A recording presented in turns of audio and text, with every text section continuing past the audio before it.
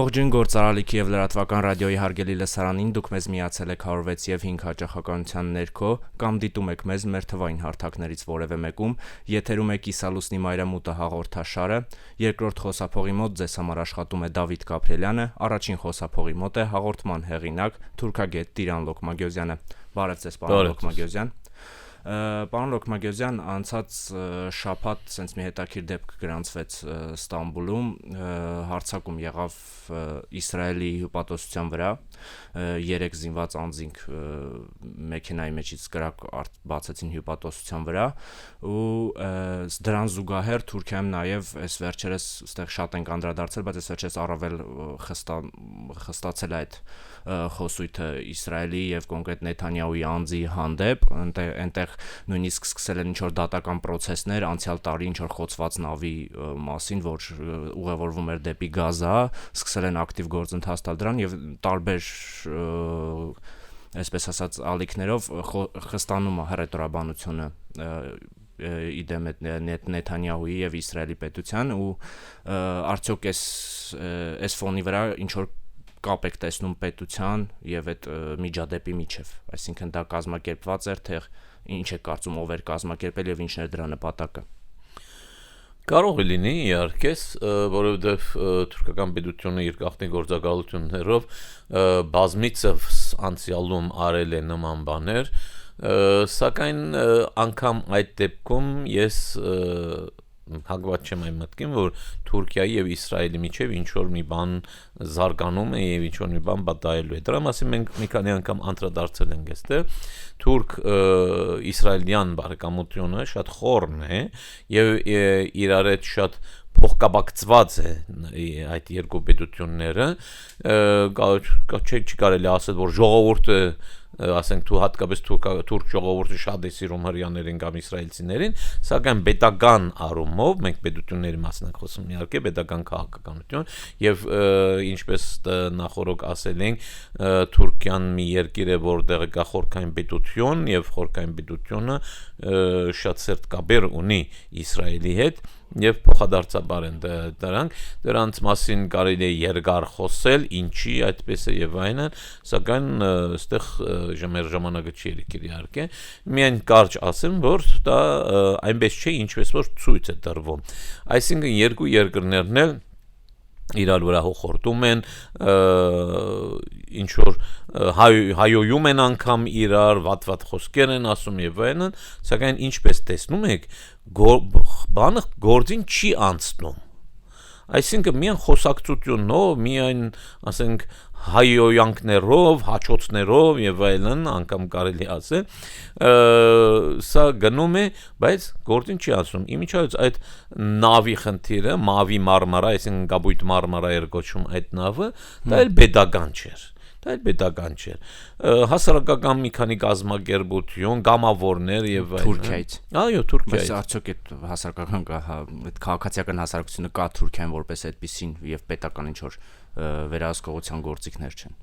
Տեսեք, սենց խնդիր կա։ Եթե պետությունը չի ուզում, չի թողնի։ Եթե թողնում է, նշանակում է թույլ է տալիս, ինքը ուզում է։ Այսինքն պետական օրեն, պետական մասշտաբներով Թուրքիան մինչև այսօր ոչ մի քայլ չի արած հակաիսրայելյան։ Չնայած շատ բան կա անելիք։ Ես չեմ ասում անպայման զենքը վերցնեն գնան Իսրայելի վրա հարձակվեն, մինչև դրան հասնելը շատ բան կա անելիք։ Սակայն Թուրքիան Իսրայելին ի վնաս ոչ մի բան չի անում։ Չի արել, չի անում, չի էլ անելու։ Սակայն այսպիսի բաներ դրա համար էլ ես չեմ բացառում, որ կարող է նաև պետության մատը կախառնված այս գործի մեջ, որ ասենք իսրայելական ներկայացության վրա հարձակվեն եւ այն կարող է, սա ցույց տալու համար մարդկանց, որ տեսեք, մենք իրենց դեմ ենք, մենք չենք սիրում իրենց եւ այն, սակայն իրականում շատ լավ իրար հետ համագործակցում են ամեն տեսակետով, թե տնտեսական առումով, թե անգամ քաղաքական առումով։ Իսկ այդ ցուցադրելը ներքին ինչ որ պահանջա թե արտաքին։ Հիմնականում ներքին իհարկե, հիմնականում ներքին, մի քանի բան ունի միանգամից։ Տեսեք, ներքին լսարանի համար դա պետք է նաև առաջի երթին այն բանի համար որ Թուրքիան միշտ թշնամու կերպարի կարիք ունի դրա մասին են խոսել ինչի է այդպես եւ այն թշնամու թե ներքին եւ արտաքին թշնամի պետք է լինի Թուրքիայի համար արտաքին թշնամի դե բավականաչափ են իսումա չափից այսինքն գիտեք անգամ թշնամիներ չունի իրականում Թուրքիան այսինքն իր դեմ ինչ որ գործողություն անել ցանկացող իր վադը ունեցող շատ քիչ բեդություններ կան անգամ եթե բեդություններ կան կամ ժողովուրդներ կան որ իրեն չեն սիրում նպատակ չունեն Թուրքիային ինչ ասենք վերացնելու Թուրքիայի դեմ պատերազմը սկսելու եւ այլն սակայն իրենք ներքին լսարանի համար այնպես են ցույց տալիս թե մենք շրջապատված ենք միայն թշնամիներով մեր բոլոր հարևանները թշնամի են մեր վատն են ուզում մեր հողերն են ուզում խլեն եւ այլն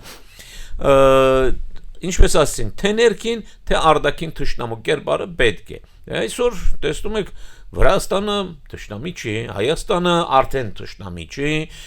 Իրանը թշնամություն չի տածում Իրաքը Սիրիան արդեն մի ժամանակ ընդհակառակը Սիրիայի հետ խաղաղություն էր եղբայրություն էր եւ այլն Բուլղարիան արդեն հանգստացած է այնտեղ ոչ մի բաղանջբան չունի Հունաստանն էլ հանգիստ նստած է միշտ էլ սիրո ցուցաբերություններ ունի Այս վերջերս էլի Հունաստանի հետ ինչ որ միջադեպ եղավ այնտեղ ապրող փոքրամասնություն թուրք փոքրամասնությունների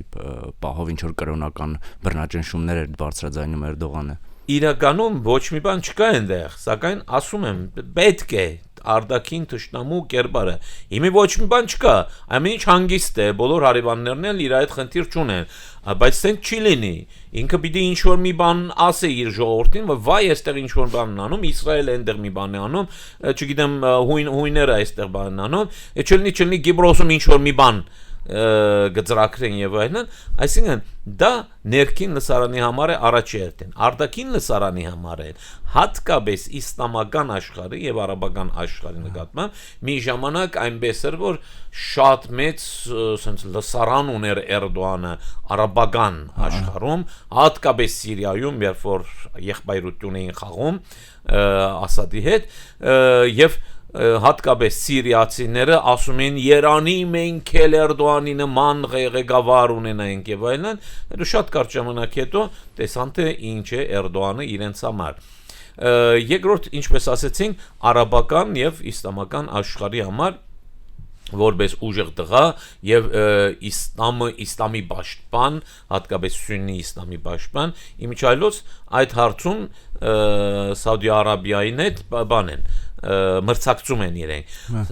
Սաուդական Արաբիան ինքը Իրան է նկատում որպես սուննի աշխարհի պաշտպան Թուրքիան ուզում է այստեղ ինքը Իրան ներկայացնել որպես սուննի իսլամի հակաիսրայելական խոսույթը ավելի շատ Թուրքիայի կողմից է նկատվում քան արաբական աշխարհի հատկապես Սաուդյան Արաբիայի Իմիջիայլոց հակաիսրայելական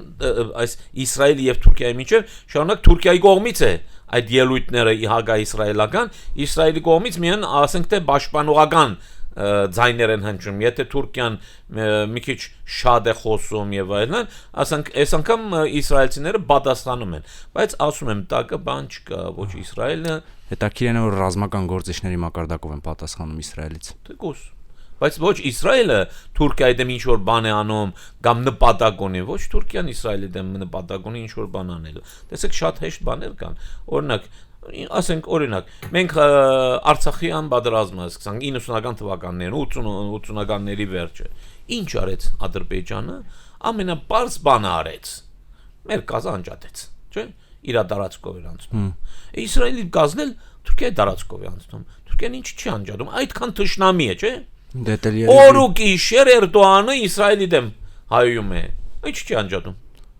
դե դել երևի որ այն ուժերին որոնք ավելի վեր են Իրանից եւ իր այսպես ասած իր վասալն է Թուրքիան այն ուժերը իդեմ Ամերիկայի եւ արևմուտքի միգուցե դա նրանց շահը սպասարկելու համար Թուրքիան փաստորեն այն բլոկի մեջ է որը Իսրայելի հետ բարեկամական կապեր ունեն ավելին ասենք Իսրայելի պաշտպաններն են Իսրայելի համախոհներն են Իսրայելի ստրատեգիկ պարտներներն են եւ այլն ոնց կարող է Ամերիկան հակաիսրայելյան լինի չնայած եթե պետք լինի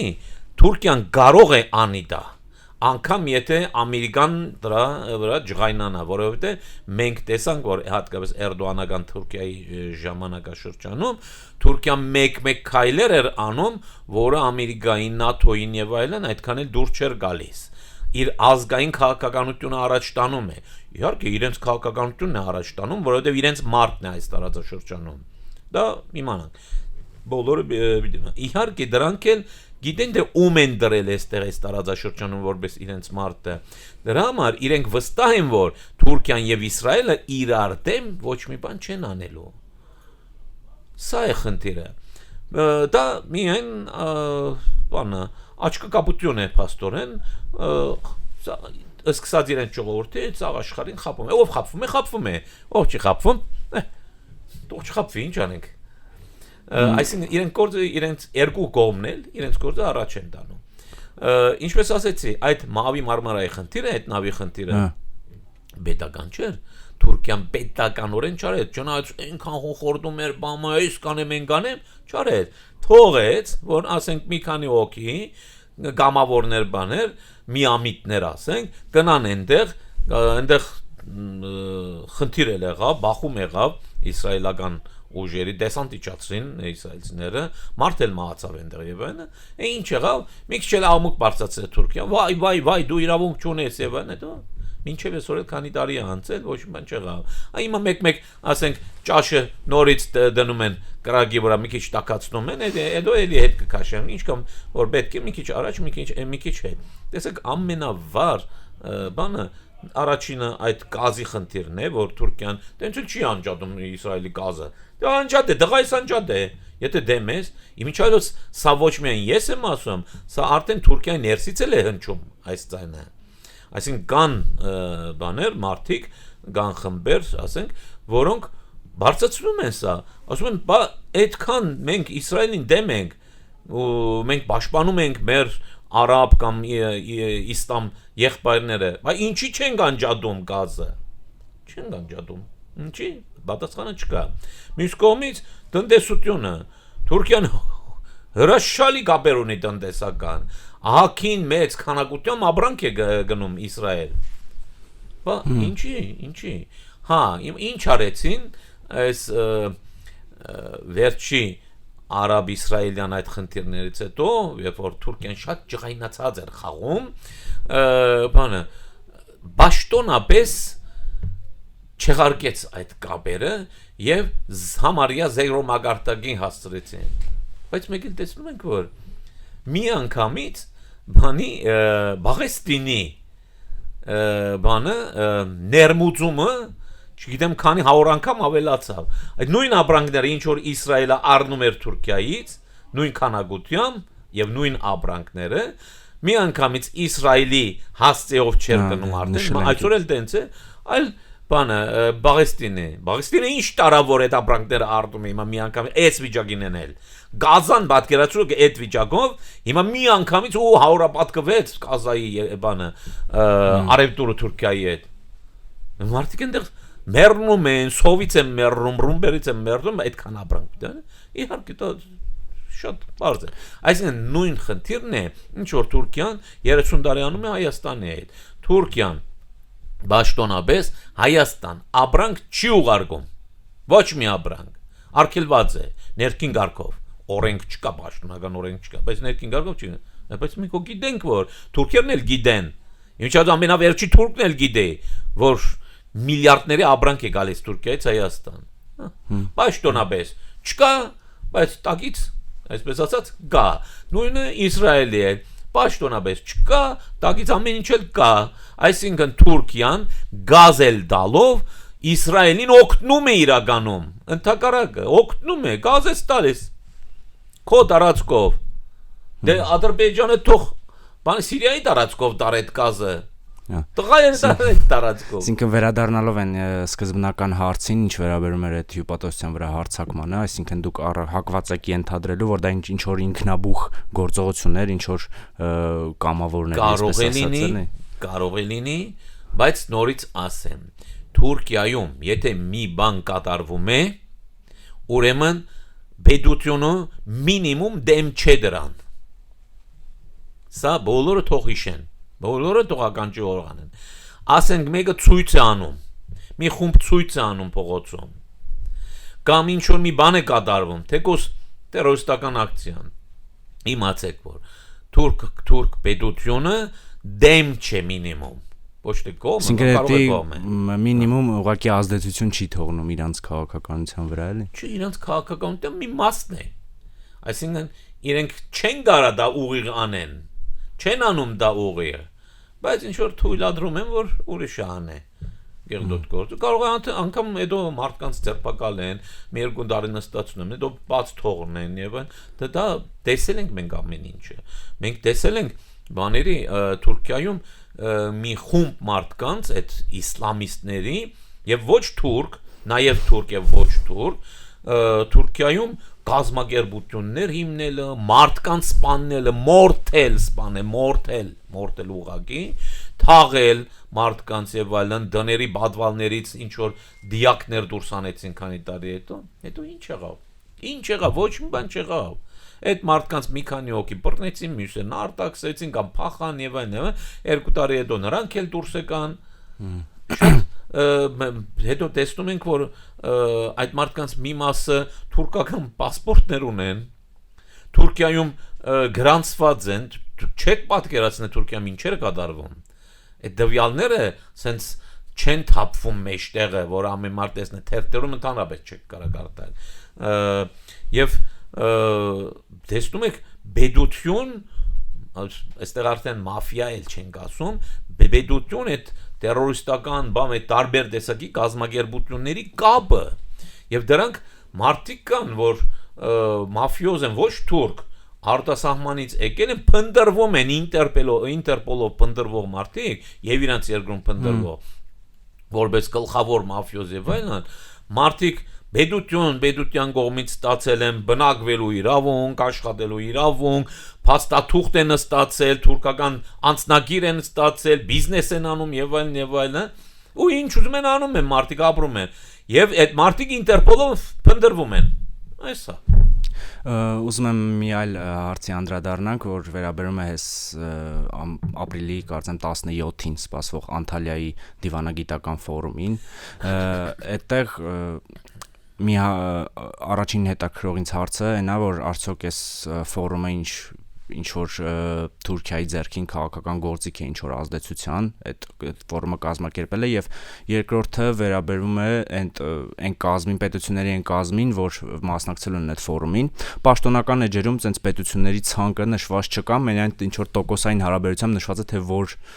կոնտինենտից են լինելու այդ պետությունները եւ այնտեղ մոտ 60%-ից ավելի ինչ որ աֆրիկյան երկրներից են մի 20% երևի ասիական մնացածը ինչ նշված որ եվրոպական երկրների ներկայացուցիչներ պիտի լինեն ու այստեղ հետաքրքրական հենց այդ մեծ քանակությամբ աֆրիկյան երկրների ներկայացուցիչների մասնակցությունն է քանի որ այս վերջերս շատ եմ կարդացել լուրերեն մասին որ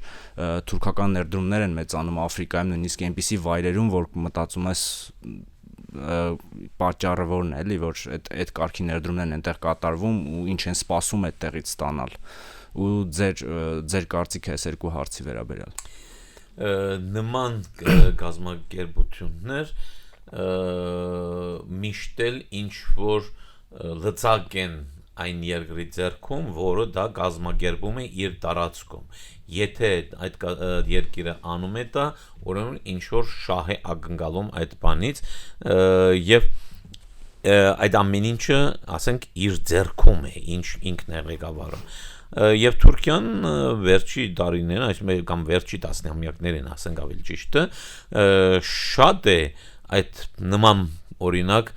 միջոցառումներ կազմակերպում, թե իր տարածքում, թե արտասահմանում եւ այլն, հատկապես ասենք թուրքական պետությունների, թուրքախոս պետությունների հետ միասին թե իր տարածքում ինչպես ասի, թե իրենց տարածքում, բայց ինքն է միշտ կազմակերպիչը, ինքն է գլխավոր ուժը, որ առաջ է տանում մոտորը ինքն է փաստորեն շարժիչ ուժը եւ աֆրիկյան պետությունների հետ կապված ասեմ Էրդողանը եղավ ժամանակ, որ հիմա մի քիչ հանգստացած է տարումով, եղավ ժամանակ, որ սկսեց ամբողջ աշխարհը ման գա դեր ուժերը դեղներ այն ժամանակ ամբողջ աշխարհը մանկա եւ մի ամբողջ օթանավ ինքը լցնում էր արևտրականներով, բիզնեսմեններով եւ բավականին ուժեղ բիզնեսմեններով միլիարդ դոլարների գործեր անող մարդկանցով եւ կար նաեւ մի խմբակ թուրք իհարկե կար նաեւ մի խմբակ որը կոչվում էր Էրդոանի բանդա ենք ասում նրանց վերցնում էր գնում էր եւ հատկապես շատ գնաց աֆրիկան չմնաց աֆրիկյան պետություն որտեղ Էրդոանը ոդը դրած չլինի եւ եղան պետություններ որ մի քանի անգամ այցելեց եւ միշտ ոչ միայն քաղաքական գործիչներ ոչ միայն նախարարներ եւ այլ նաեւ այս մի խումբ բիզնեսմենները ինքը ծրի վերցնում էր տանում էր այնտեղ եւ այն որ հաղորդում էր որ գործ արեք այս մարդկանց հետ դա մի տեսակ չինական բաններ օրինակիներ հետևում ինքը դու չինացի գիտեք այսօր ամբողջ աշխարհում եք տարածված են էլ հողեր են առնում վարձակալում են ավելի ճիշտ էլ ջրեր են վարձակալում Իրանի ծովերը վարձակալեն են բանը ենթակառուցվածքներ են սարքում ու իրենք էլ օգտագործում իրանցիները շատ դժգոհ են դրանից հատկապես ձգնորսները որովհետեւ արդեն այդ ջուրը իրենց չի պատկանում իրենց ջրերը եւ իրենք իրավունք չունեն այնտեղ ձուկ որսալու մեծ քանակությամբ մասն է իհարկե խոսքը իսկ չինացիները գալիս են շատ մեծ քանակությամբ գործարան նավերով գալիս են այնտեղ ձուկ են որսում եւ այն նման օրինակ բաներ ասենք Ռուսաստանում էլ ունեն Աֆրիկայում շատ հողամասեր են վարձակալած այնտեղ իրենց չինացի բանվորներն էլ տանում են ցանում հերկում եւ այլն ամբողջ բերկով ցանում են անտառները որ առել այո ամբողջ աշխարհի վրա այսպես աշխատում են իրենք Էրդոանը տեսավ այս բանը իրեն օրինակ ընդունեց ինքն էլ փորձեց իր չափսերով ինչ որ բաներ անել այո աֆրիկյան պետությունների հետ վերջի տարիներին ասենք կարելի ասել վերջի 10 տարի մեջ 10 տարվա մեջ հատկապես Աֆրիկա մտա քանի որ Աֆրիկա ոչ Թուրքիան գար ոչ էլ ուրիշ էր մենք տեսեք արդեն վերջի 10-ամյակներին մենք գիտենք որ ասենք մի 50 տարի ասենք կոնե Աֆրիկայի արդեն շատ մարդ չի հետաքրում հա կան բաներ կորպորացիաներ եւ այլն որոնք այս կամ այն երկրում արդեն այնտեղ իրենց բունը դրած են գեղեկում են այդ ժողովրդին ասենք մեկը նավթ է անում մեկը բրիլյանտ անում դե որտե տնտեսական ներուժ կա այդտեղ այո եւ ամբողջ գեղդ ամբողջ վնասը այդ ժողովրդինն է դե հանքարդյունաբերությունը գեղդոտ գործ է դա բոլորը թող իմանան դա իմ խոսք չէ դա գեղդոտ գործ է եւ այդ հանքարդյունաբերող գազագերբությունը ինչքան էլ օգուտ տա այդ երկրին դրա 100-ը բադիկը վնաս է տալու իրենք այդ ամբողջ հանքերը հանում են ինչ որ մի դոկոսել բեդուտյանը այդ երկրին տալիս են սակայն հենց որ հանքը բրծավ իրենք թողեցին դուրս գնացին դուք պետք է 100 տարի միլիարդներ ծախսեք որ այդ վնասը վերականգնեք եւ ելի 100%-ով չեք վերականգնի եւ ձեր ստացածը մինչեւ այդ դրա 1% անգամ չէ սա է անկարտունաբերությունը իսկ աֆրիկայի երկրներում ընդհանրապես թքած ունեն ճիշտ ասած իրենք երկրին էլ չեն դալիս վերևի օղակներին կաշառում են եւ այդ խեղճ մարդիկ ժողովուրդը մեռնում են հիվանդանում են եւ ամեն տեսակի հիվանդություն եւ այլն եւ այդպես կեղեքում են այդ ժողովուրդներին արդեն դա անում են դրա համար արդեն վերջին մի 50 տարին ոչ մեկը Աֆրիկայից չէր հետաքրում որովհետեւ դա ստրուկներ վերցնել չի կարելի արդեն միայն բայց այսպես թե ժողովրդին ստրկացնում են իրենց երկրում թե ժողովուրդը ինչ ունեն չունեն դուրս են բերում ժողովուրդը սոված մեռնում է հետո զենք են տալիս իրար դեմ են հանում որ այդ ժողովուրդը ընդհանրապես չմտածե իրենց դեմ ինչ որ բան անելու այդ մի խմբին կաշառում են մյուս խմբին են կաշառում են երկուսը իրար տալիս են ու այսպես իրենց գործը անում են եւ Աֆրիկան շատ վատ վիճակի մեջ է բայց քանի որ ոչ մեկը չէր հետաքրում այդ երկրին Էրդոանը փորձեց ինչ որ բան անեն արևտուր անեն ինչ որ ներդրում անեն եւ այլն սակայն ինչքան ես գիտեմ այտենց մի մեծ գործարքներ չկան Աֆրիկայի հետ ինչպես ասացինք բան էլ չկա, որ ինչ որ գործ անես, որտեղ որ արդեն ասենք անգլիացիները կան հատկապես կամ ասենք ամերիկացիները եւ այլն, արդեն դու բան էլ չես կարող անես, քեզ չեն էլ թողնի, մնացած տեղերն են արդեն Աֆրիկան այնպես են գեղեցված, որ մի բան ոչ կարած մարդուն բան ծախես, մարդը փող չունի, ոչ էլ կարած իրանից բան արդես, որովհետեւ ապրանք չունի, մարդը սովորած ոչ թե տնտեսական բաներ ու դիվիդենդներ ունենալու, այլ քաղաքական կամ օրինակ, չգիտեմ, այդ Սոմալիում օրինակ այնտեղ բանը Կարմիր ծովի մուտքը վերահսկելու համար ինչ որ տենց քաղաքական մնաց միայն դա, բայց Էրդողանը բիզնեսմեններ էր դառնում այնտեղ, որ մտնեն գոնե ինչ որ իրենց ձեռքը վերցնեն, ինչ որ մնացել է այնտեղ, սակայն ասում եմ, այնտեղ ոչ կարաս բան վերցնես, ոչ կարաս բան դաս, այդպիսի բաներ դրա համար են այդ Սոմալի բանը ինչ է երկրորդ Սոմալիլենդը, Ջիբութին, նաև այդ տարածաշրջանը այսօր դեռ երում է այդ պատճառով, ինչի, որովհետև իրենց ներքին խնդիրները չեն, դրսից եկողները հարուցում են այդ խնդիրը, իրենք էլ իրենց համար, նրանց համար պատրաստվում են, ոնց որ ասենք ուկրաինացիները այսօր պատրաստվում են ուրիշների համար մեռնում են, սրանք էլ ուրիշների համար մեռնում են, միշտ էլ այդպես է։ Հիմա այս երկրորդ համաշխարհային պատերազմից հետո քաղաքականությունը այսպես է։ Ուրիշներին գցում են առաջ, այդ մարդիկ իրենց համար մեռնում են, իրենք էլ դիվիդենդներ են շահում այս ամենից։ Լավ, պարոն Լոկմագյոզյան, շնորհակալություն զրույցի համար, իսկ մեր եթերաժամանակը ավարտին է մոտեցել, շնորհակալություն հայտնենք նաև մեր ռադիոդիտողներին եւ ռադիո լսողներին ուշադրության համար, դուք դիտում եւ լսում եք Գործարար ալիքը, եթերում էր Կիսալուսնի մայրամուտը հաղորդաշարը, երկրորդ խոսափողի մոտ ձեզ համար աշխատեց Դավիթ Գաբրելյանը, առաջին խոսափողի մոտ էր հաղորդման հեղինակ թուրքագետ Տիրան Լոկմագյոզյանը, ստեսություն։